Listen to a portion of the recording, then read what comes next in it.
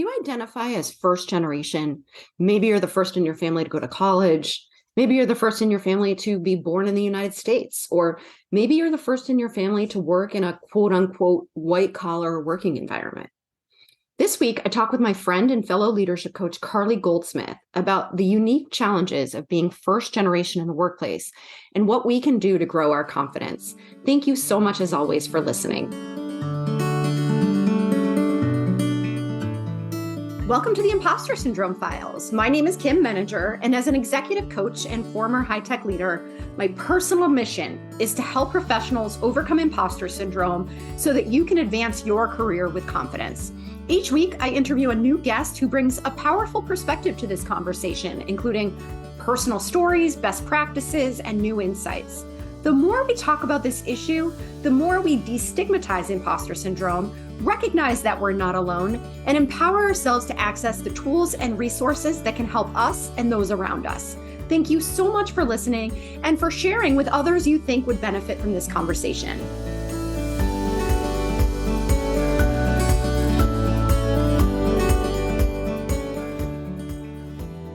Welcome, Carly. I am so excited for this conversation. You and I have had so many offline conversations about these kinds of themes, and I can't wait to share them with the audience. And before we jump in, I would love to invite you to introduce yourself. Oh, thanks, Kim. I'm so excited to be here as well.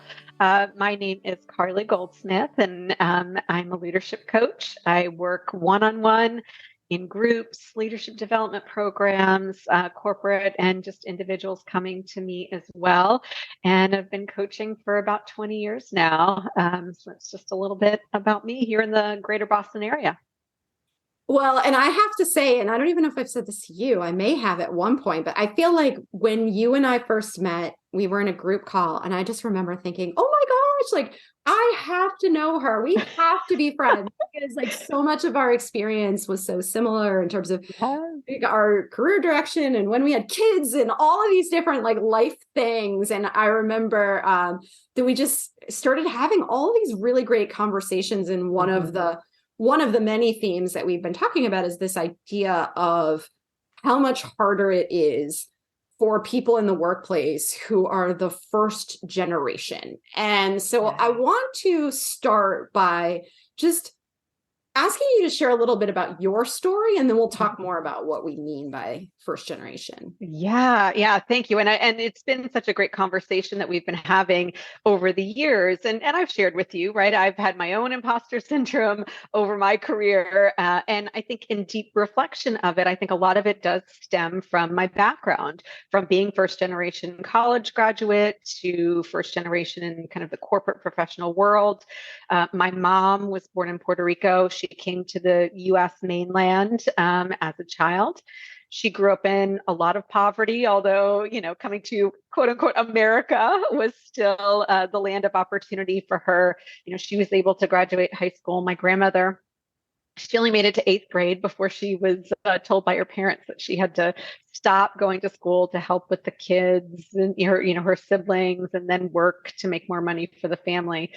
So they, my mom grew up trying to, make it better than her family. And they really instilled a lot of that in me. So I became the first generation college graduate, entered the corporate world, did that for about a little over 12 years before starting my own coaching business. So first generation business owner, I guess, as well, about 14 years ago. And I certainly grew up hearing about the struggles of my mom, being a first generation, I guess we can't call it immigrant if the Puerto Rico is part of the US, but, she migrated here from that. And then I started to hit some of my own challenges in college, in the workplace, of not quite feeling fully belonging in that environment and trying to assimilate and having some of those extra challenges. So that's a little bit of that. I spent a lot of my corporate life in HR, recruiting, talent development, learning and development, and really became a watcher, if you will, of how do I do things in this environment and what's accepted and what's not. And I know that held I held back a lot. I think in my early career of should I say things? Should I not? Can I voice my opinion? Is it credible? Does it matter? Because I didn't quite feel like I belonged there. Um, and then I would say, corporate wide, I got involved a lot with DEI efforts at the organization I was part of employee resource groups.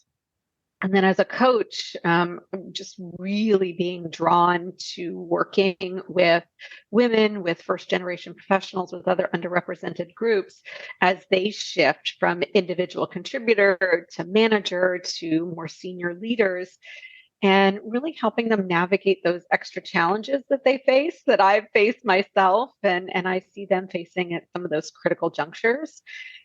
So they don't leak out of the pipeline. So they're able to stay within organizations and make the changes to create it to be an environment that works for them as well. Yeah, I mean, so much of what you're sharing resonates with me too. So I was a first generation college graduate in my family, and also going into the corporate world, although I had members of my family who had done that, not in the same way that I did. And there's definitely that sense of you're almost straddling different worlds and you're not quite sure where you belong. And I remember for me, there was always an economic component to it too, because we didn't have a lot of money. And when I went to a college where there were a lot of rich people and all my friends were, where are we going on vacation next? And which spring break destination are we going into? And I was like, I can remember a time when we went on spring break and like, I basically had no money left at all. And we were at this casino. I had 2 nickels. And I remember I dropped them on the ground and I'm looking around and people are like, oh, can we help you find something? I'm like, I just dropped an earring because I was afraid to say I cared so much about like 2 nickels when everybody else is just, has unlimited credit and their parents are funding their stay. And so it definitely changes your experience. Yes, absolutely. That resonates a lot. My parents were like, you get a job, we're going to help pay as much as we can to contribute a little bit for college, but everything is on you, right? And I had my loans and I had, my jobs to make that money because that was it. Yeah. A lot of independence. And it mattered a lot more. Yeah. Exactly. And I think it's, one of the things that I often think about too, when you talk about being the first to do something, is that you didn't grow up marinating in that world, right? So if you are somebody who has had generations before you of people in the corporate world, right? Your parents were probably talking about their work experience. They probably had their friends over and everybody was kind of, you're not even necessarily consciously aware of what they're talking about, but it feels familiar to you once you step into that world. And if you've never, you don't have any role models, you don't have people in your close orbit who have been down that path before, it feels really scary. Yeah.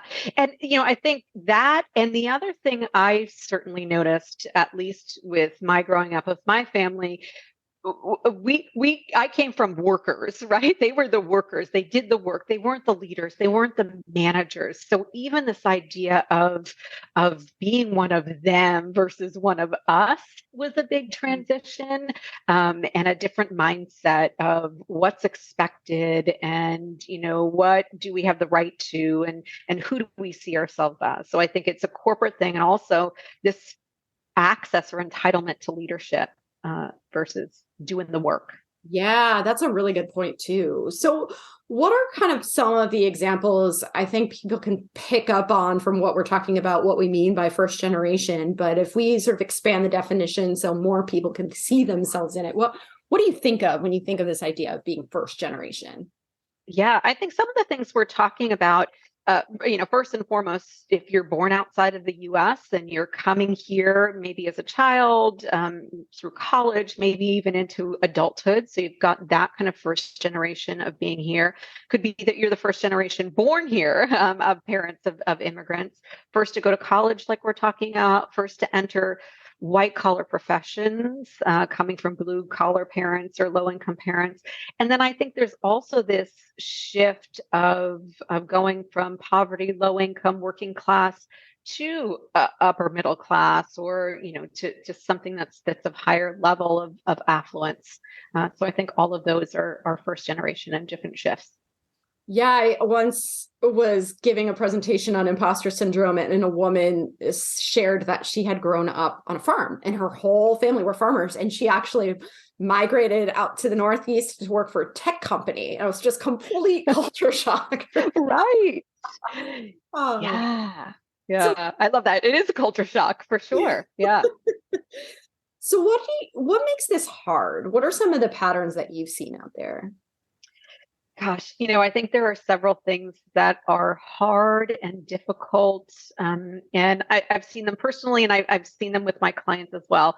I think primarily, if we're talking about the corporate world, we need to acknowledge that it was designed by and primarily for white male employees who have a stay-at-home spouse or wife that helps with everything else. And that's how success and what makes a good employee, a good leader, that's what it's measured against. So I think if you come into that workplace and you don't fit that mold, you're entering already feeling like you're an imposter who doesn't belong there, right? So I think there's a bit of that culture shock, as we just talked about, in that environment. And when I think about some patterns I often am seeing with my clients who are also, define themselves as first generation, there's a couple of things that they do, I think, to overcompensate, or things that they find get in the way. The first is this pattern of overworking, of taking on everything and anything to prove your value to yourself, to others. I love this expression, over rowing the boat. So if you're familiar with Susan Brady, I know you are, she's the author of Mastering Your Inner Critic, and she's the CEO of Simmons University Institute for Inclusive Leadership. And she shares that term, and I love it because we're just keep rowing harder and harder and harder to prove that we have value, that we have something to contribute, and that we belong there. And what's interesting for first generation professionals, they're working really hard and they're trying to prove their value. And I think something that I mentioned before too, there's also this subtle nuance, this feeling of, who am I to think I'm too good for the grunt work? And as they're moving up and becoming leaders and managers, there's sometimes this unconscious block that, I don't want to feel entitled. I don't want to, delegate things that I wouldn't roll my sleeves up and do. So there's a little bit of a desire to get ahead, and also, can I be one of them? That subtle piece. Yeah. Can we pause there for a moment? Yeah.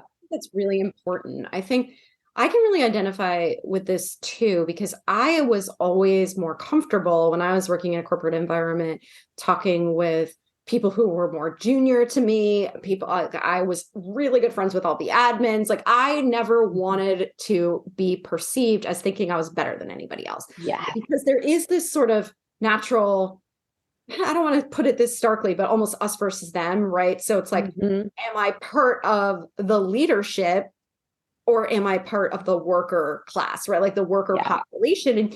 And you don't want to necessarily put both feet in the leadership camp, because it feels like a betrayal. Yeah. Generations of people before you who have been in those positions, and you're sensitive to the challenges that they faced, right? There's just, it's a different level of awareness, I think, than if you grew up with parents who were senior executives and that's the worldview that you've adopted. Yeah.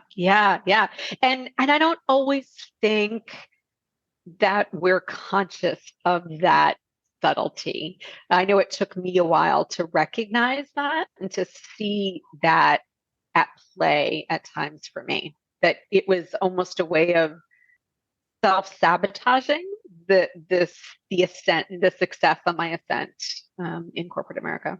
And what strikes me as we're talking about this is that I think that empathy and that sensitivity are incredibly powerful for leaders to have.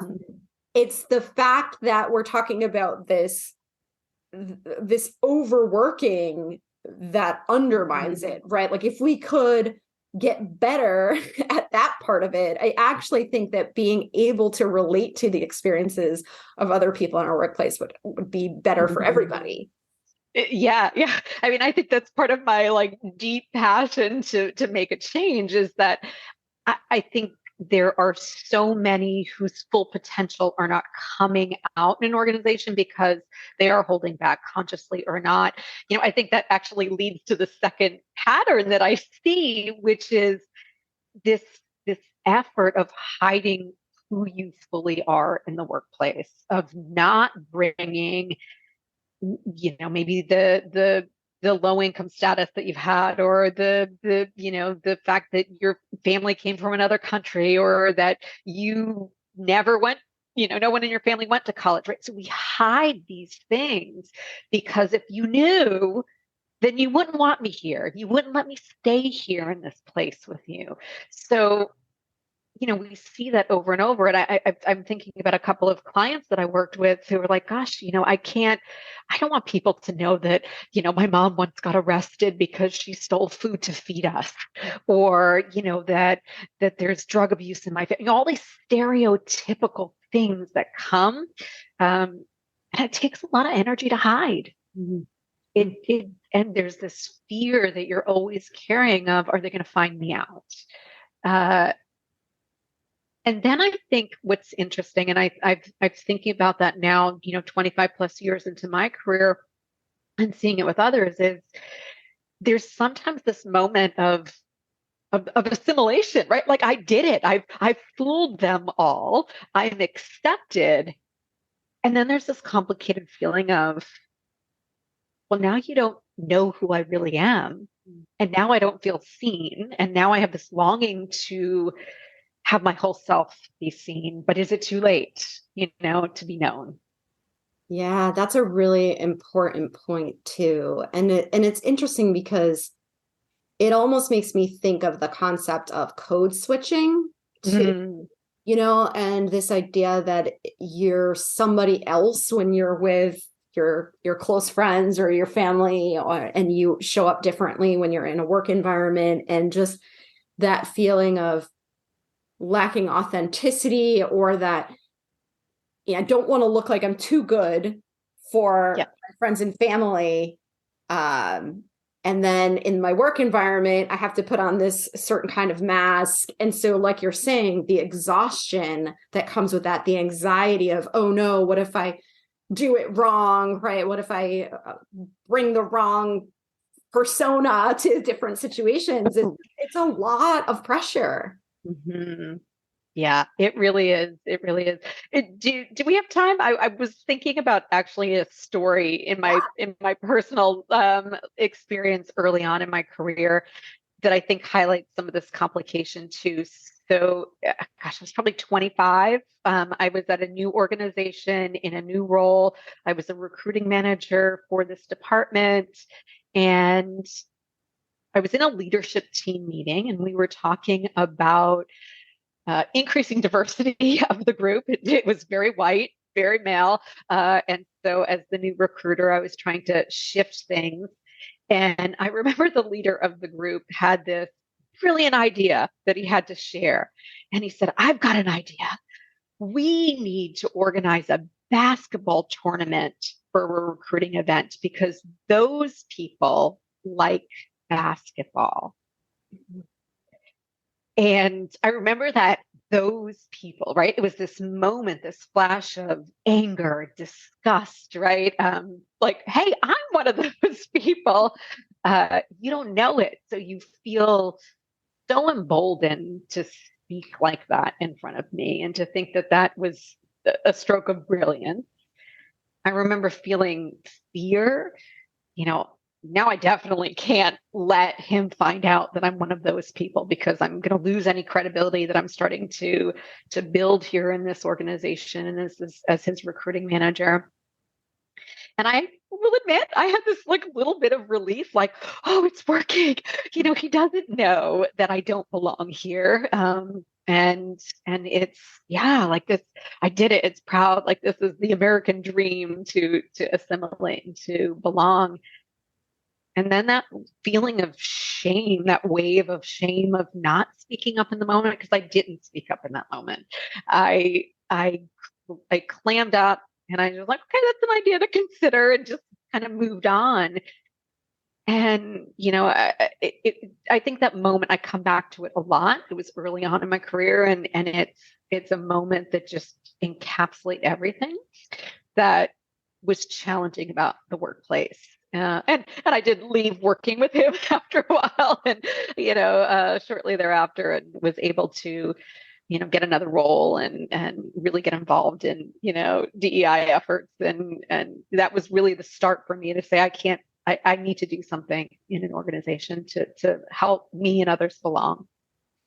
I so appreciate you sharing that story too. And I think it just reinforces the complexity of a lot of these dynamics, because there is so much that we're experiencing internally in those moments. And then there isn't a lot of guidance, especially 25 years ago too, for how to handle a situation like that. And so it's compounding, right? Like you said, this whole rainbow of emotions that are going on. And then the biggest one of which is just this shame that I didn't handle the situation or didn't address it. And I bet we've all been in a situation like that, because there are just moments when we freeze and we just don't know if what to do. And so I like that you described this as almost I don't want to put words in your mouth, but almost like a turning point, right? It really reinforces, I want to do better. I want to make an investment in our DEI efforts, get more involved in some of the employee resource group initiatives. And I think that's how we grow, right? I mean,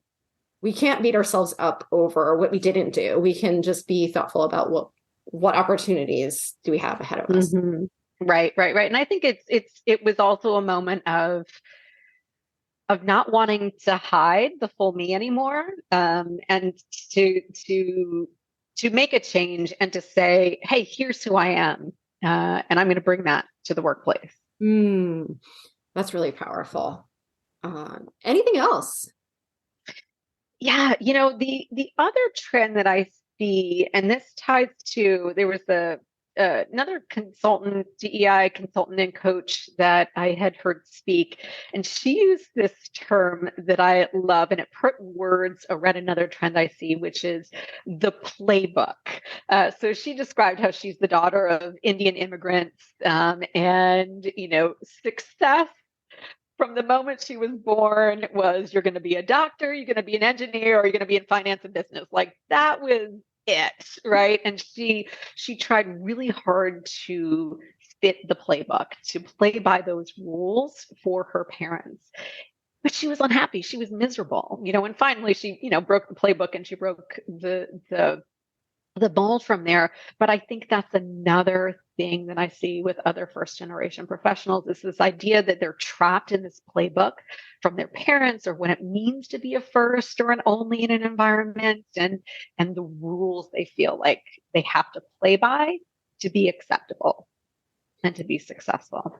That's another really great point. I think that's a perfect example of a trigger of imposter syndrome, is when we feel like we're breaking the mold, right? Like we're coloring outside the lines, right? Like we've been told that there's one path to success.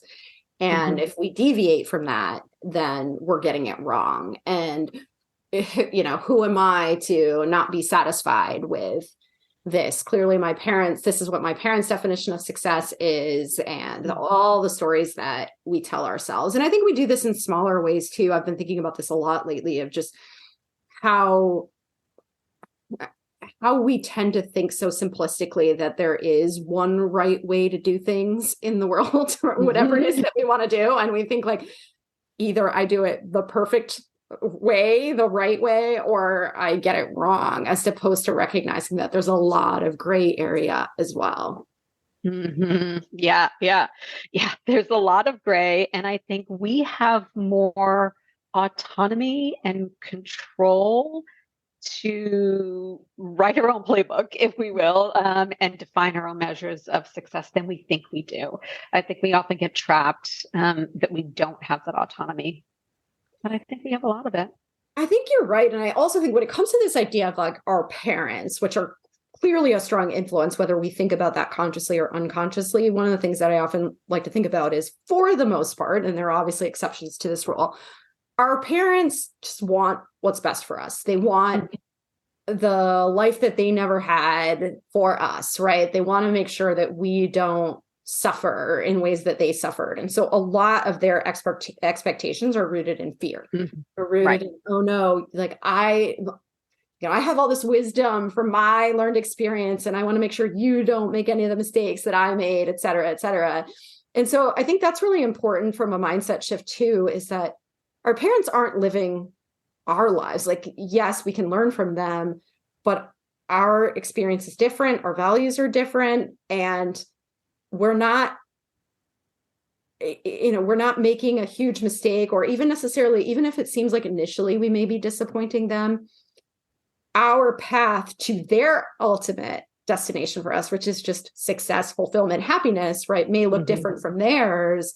But we just have to push through the fear. And I think sometimes what they're responding to when they say things like, that's not a real job, right, is like, I'm terrified that you're not going to be able to support yourself, right? And so I think if we can sort of remind ourselves of what their true intentions are, it can help us to work past some of these insecurities of quote unquote getting it wrong. Yeah. Gosh, that actually makes me think about a moment of pure gratitude for my parents, especially my dad, when I was deciding to leave my corporate life and all of their definition of success, to start my own business, this crazy thing, I'm going to be a coach and help people. And it was 2009. It was an economic downturn. Everyone was telling me I was crazy. All of my friends were getting laid off. And I had, I still had my cushy job. And I remember having a conversation with my dad at one point, and he said, I've been thinking about it. And I don't know if this is what I would do, but if you believe that you could do this, and if your goal is to work with people to be successful in their career and to take risks to be happy and successful, you can't not do this at this point. And so I'll support you with whatever you do, and believe that you can do it. So yeah. So it's just a moment of, yeah, okay. He put aside his own fears for me to see what I saw. That's incredibly powerful and very liberating too, right? Because I think as parents, you and I both have kids.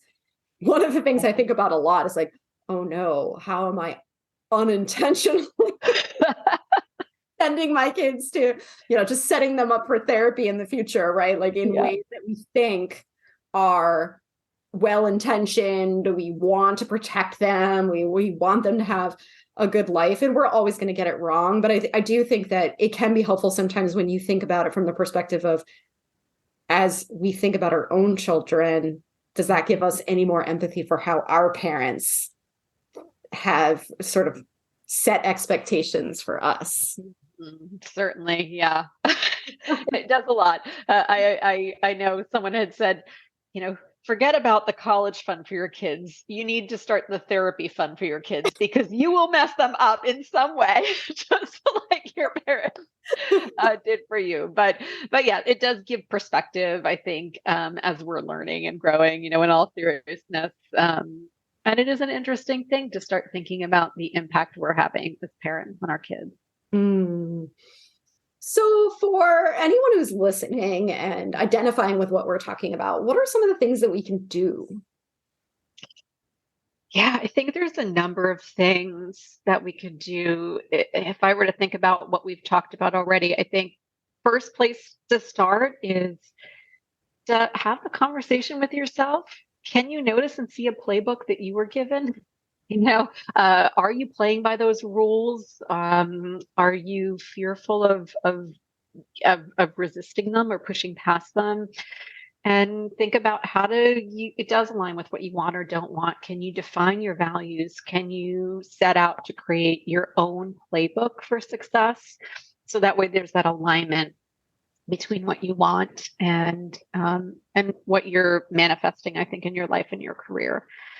So I think that's certainly one. Another, and I think this is important, I've experienced it, clients of mine that I work with have, to shift how you see yourself in relation to others. I think we need to see and recognize, maybe accept even the experience and the backgrounds and the value that we're bringing to an organization, even if it may not have been built and designed for us.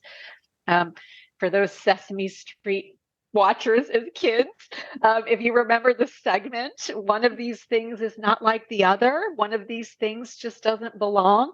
That used to be my theme song when I was in my corporate life. And I think I early on focused on the second line of like, this doesn't belong. Mm-hmm. And then I let go of that and really embraced yes, I'm not like the others here. And that's my superpower, because I am bringing something to teams, to organizations, to the leadership here that was missing, that makes the team complete. And that's how we get diversity, right? If we even think about all the stats that we've all seen and known, diversity and inclusion, and how positively it impacts a company's bottom line, it's a win-win, right? We get to see our own value first to bring that. Yeah, I want to hold there for a second. Yeah. Really important point. And you've heard me say this before. I always think about how we all want to feel special, but we don't want to feel different, right? Yeah. We don't want to be ordinary, but when we're in an environment where it feels like there's a particular set of cultural norms, or, there's a dominant culture and we feel like we are outside of that, there's so much anxiety. Again, we internalize that as there must be something wrong with me. I need to fit in. And then all of these behaviors that we're talking about follow. So I need to prove myself, or I need to hide myself, or whatever the case may be. But I think it's such an important point that you raise, that you are special. Your superpower is being different. There are plenty of people like them. They're a dime a dozen in these environments, right? But what they don't have is somebody who has your unique experience, your worldview. And that is something to really embrace and to treasure, and not to try to bury or, sort of hide under the rug. And if at any point it feels like leaning into who you are and really embracing who you are is not going to work, right? You're not going to be respected, you're not going to be accepted, then that's important data too. And it's right. It's information that to be thinking about, is this the right environment for me? Yeah. Yeah. And I also want to tie it back to your earlier point of the extra empathy and sensitivities that I think our experiences bring into the environment, and how necessary they are to building the leadership culture that we want. So we're more human-centered. So we're more focused on that safety and the inclusion in those environments. So it might not be the place for you. And is it a place that you can be a catalyst for change at? That's a great point too. And I'm a big believer that if we focus on being of service to others, then our confidence grows as a result. And so to your earlier point too, about getting involved in DEI efforts and really trying to be a resource to others, when we feel different and we feel less than, look for other people who might feel that way too. Be a resource to them, because you're going to feel stronger as a result of that.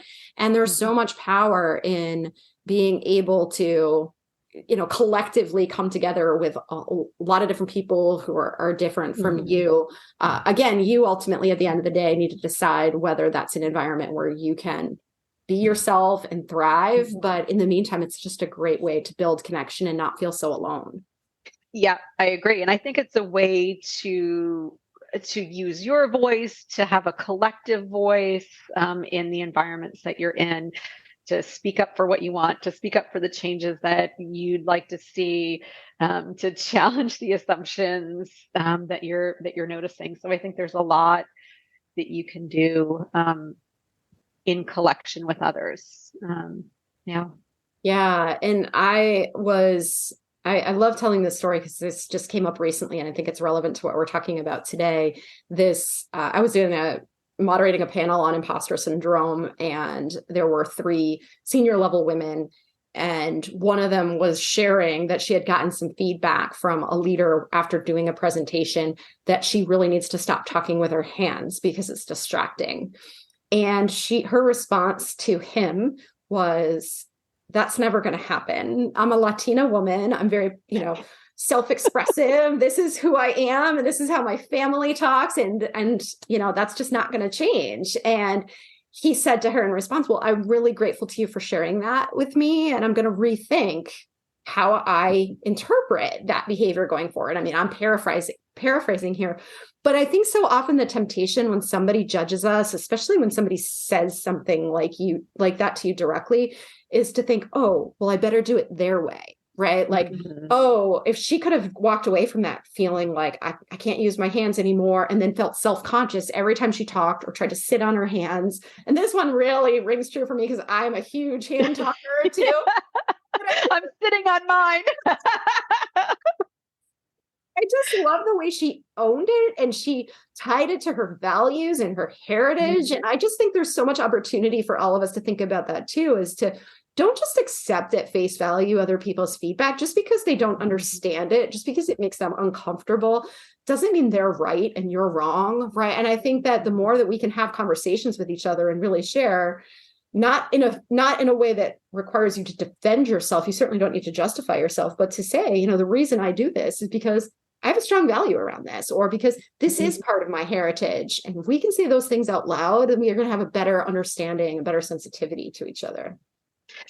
Yeah, absolutely. The other piece that I think is that it challenges the assumptions that the norms that exist in organizations are the right norms. And I think more and more of us need to feel empowered to express the need for some shifts in those norms and what's acceptable behaviors, and that one size doesn't fit all. And how can we broaden what the picture of success and leadership looks like? Exactly. This has been such an amazing conversation, Carly. If anyone wants to follow up with you, learn more, where can they find you? Yeah, well, I would typically say go to my website, but 2023 is a year of a lot of reflection and renewal for me. So I'm about to undertake a really major redesign of my website. So don't go there. Go to my LinkedIn profile. You could find me, Carly Goldsmith, from there. And it's just a great way to contact me or to learn more about my background. I also want to share that you and I are collaborating with 2 of our colleagues on a discussion series in the new year focused specifically on psychological safety, how to operationalize it, how to make it more actionable. And if anyone is interested in learning more about that, reach out to either or both of us. We have an open house coming up in the new year, and would love for you to join us in the series. So thank you again, Carly. It's been so much fun to talk to you today. Oh, thank you, Kim. So appreciative of you inviting me to be here with you. Thanks. Thanks so much for listening to the Impostor Syndrome Files. If you would like to continue this conversation in a safe and trusted space, I would love for you to join my virtual discussion group every Thursday at 12 p.m. Eastern. For the past several years, the group has been limited to women, but it is now open, regardless of gender, to anyone who is interested in exploring and troubleshooting common workplace challenges, building better awareness of ourselves and others, and becoming more inclusive allies at work. Check out the show notes for more info on how to find us, and please join us next week for another episode of the Impostor Syndrome Files.